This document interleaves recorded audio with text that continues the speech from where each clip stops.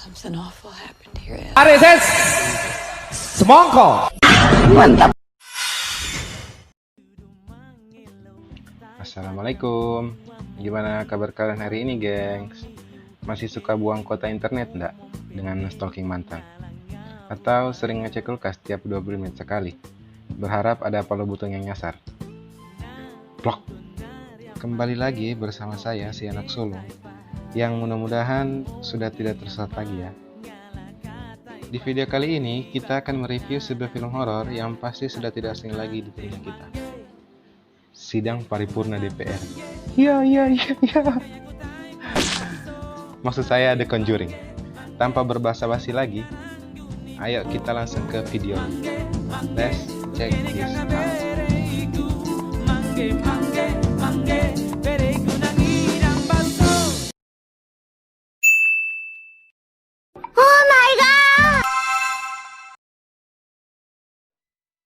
Sejak tahun 1960, pasangan fenomenal Ed dan Lorraine dikenal sebagai penyidik paranormal.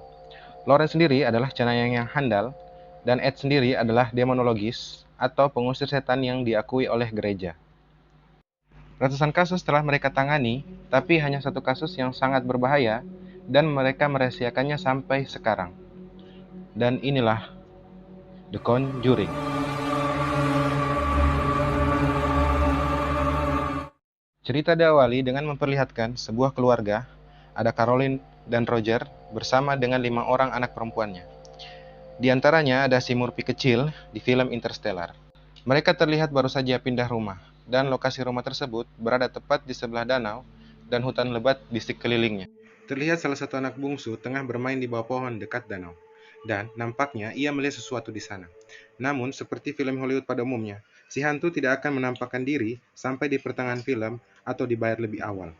Satu lagi, mereka memiliki seekor anjing peliharaan di mana si anjing tersebut tidak mau masuk ke dalam rumah.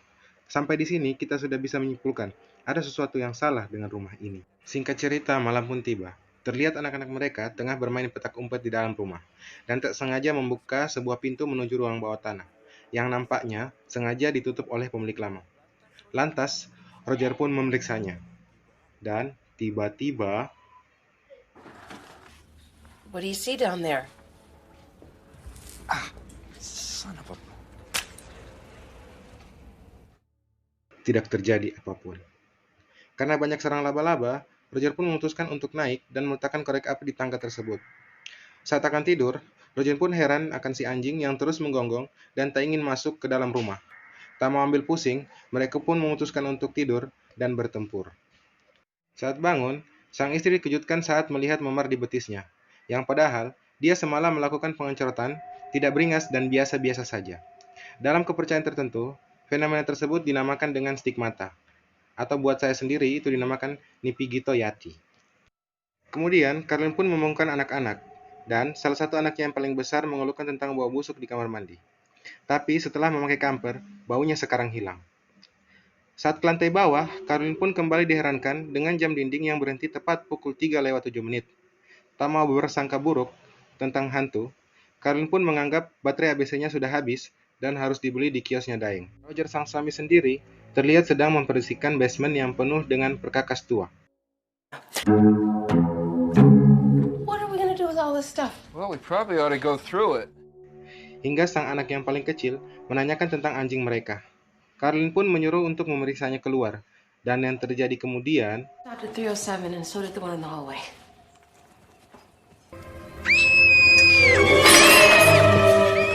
ternyata anjing mereka sudah tewas, yang entah karena apa penyebabnya. Adegan berpindah ke rumah Ed dan Lorraine, di mana Ed mengajak utusan dari gereja untuk melihat barang-barang keramat yang disimpan di gudang miliknya, di mana barang-barang keramat seperti susuk, jimat, dan lain-lain yang mereka dapat dari kasus yang mereka tangani. Namun yang menarik perhatian, ada satu benda yang mendapat perlakuan khusus, yaitu boneka Annabelle, yang dimana film tersebut sudah memiliki spin-off sendiri dan bersolo karir, lepas dari The Conjuring. Antara Ed dan Lorraine sendiri terlihat seperti ada yang mereka rasakan, dan mungkin saja pada film Conjuring pertama ini, Lorraine sudah bisa merasakan kehadiran Falak yang akan muncul di film kedua. Hihihihi, I am Falak.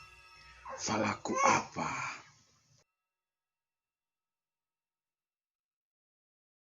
kembali ke rumah Roger dan Caroline. Seperti film horor pada umumnya, suasana tiba-tiba menjadi malam hari dan pencahayaan cukup redup.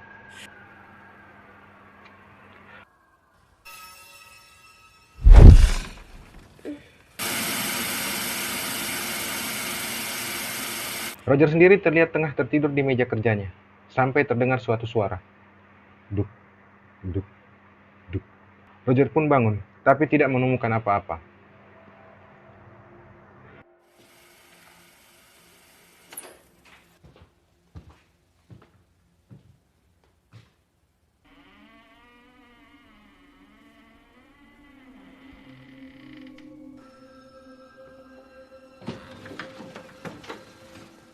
Lantas, dia pun memutuskan untuk pergi ke lantai atas, dan tiba-tiba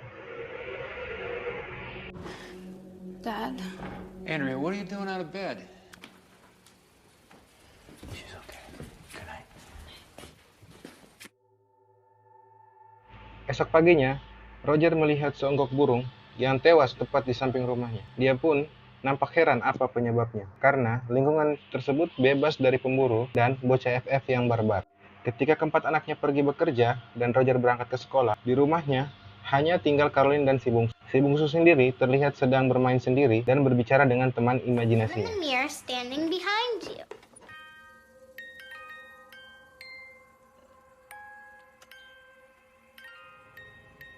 Boo, Mommy!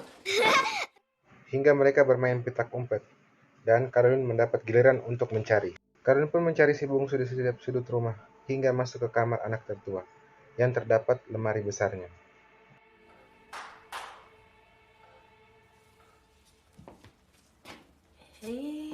April. Tiba-tiba, lemari pun terbuka sendiri.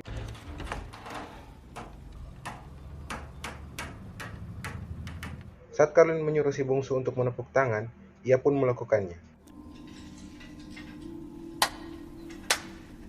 Namun, saat dihampiri, tidak ada siapa-siapa di sana.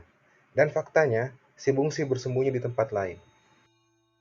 Lantas, siapa yang menepuk tangan tadi? Ketua Pramuka? Atau petugas JNT? Entahlah. Saat malam, Roger pun mendapat pekerjaan untuk dinas di luar kota selama 1 minggu. Dan, mau tidak mau, Caroline dan 5 anaknya harus ada di rumah tanpa adanya seorang laki-laki. Saat anak kedua bernama Christine tengah tertidur, tiba-tiba seperti ada yang menarik kakinya.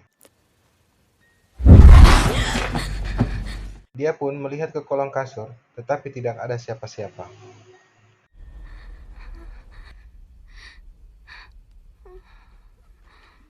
Dia pun melihat pintu kamar bergerak sendiri, dan melihat sosok makhluk di balik kegelapan pintu tersebut. Dengan wajah ketakutan, Christine pun membangunkan Nancy, kakaknya, tetapi ia tidak melihat apa-apa. Dan dia menghampiri pintu tersebut. Tiba-tiba, sudah bisa disimpulkan bahwa rumah tersebut ada yatinya. Daddy wants my family dead. Agar cooling down dan agar penonton tidak tegang, adegan berpindah ke Ed dan Lauren yang sedang menangani kasus sebuah pasangan yang sering mendengar suara aneh di atap rumah mereka. Yang ternyata itu hanya sepasang kayu renggang yang akan berdecit bila ditiup angin. Dengan semua hidup supernatural mereka, Ed dan Lauren ternyata masih rasional dalam menghadapi beberapa kasus yang tidak cukup valid. Karena, jika ingin uang dari keluarga tersebut, bisa saja mereka mengarang cerita bahwa ada Mbak Kunti yang sedang jaga TikTok, dan dengan ritual khusus, mereka mengusirnya dari tempat itu. Tapi, hal itu tidak dilakukan karena Ed dan Lauren adalah paranormal yang jujur. Setelah perasaan sudah tenang dan riang, kini giliran kita akan dibuat deg-degan lagi. Pemberaninya si AA, aku suka primata Anda orang asing di sini. Sekali lagi saya tantang Anda. Duel sampai mampus.